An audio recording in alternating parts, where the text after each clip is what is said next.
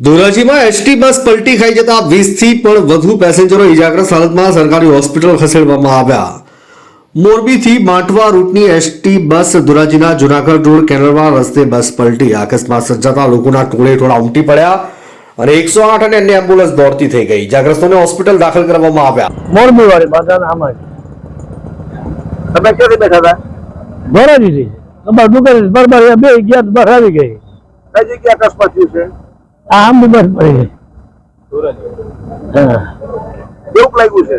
ઘેટામાં લાગ્યું અહીંયા। કેટલા પેસેન્જર છે અંદાજે? કેટલા પેસેન્જર હતા? હા તો બહુ કેટલાકને લાગ્યું હશે? બે બે બહુ લાગ્યું।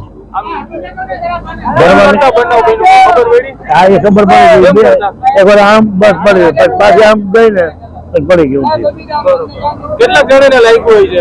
સારું તો દવાખાને લઈ ગયા બે વાત ભરી। મનીષ મનીષભાઈ, કઈ બસ હતી અને ક્યાંથી ક્યાં જતી હતી?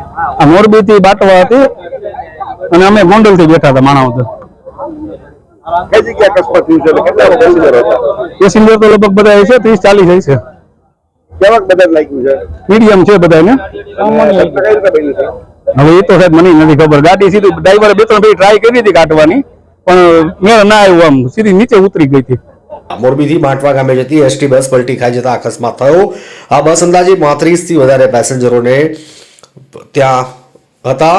15 થી 20 પેસેન્જરો ઇજાગ્રસ્ત થયા છે। હાલમાં એસટી બસ વિભાગના દાવાઓ પોકળ સાબિત થયા। એસટી અમારી સલામતી તમારી, આ દાવા પોકળ સાબિત થયા।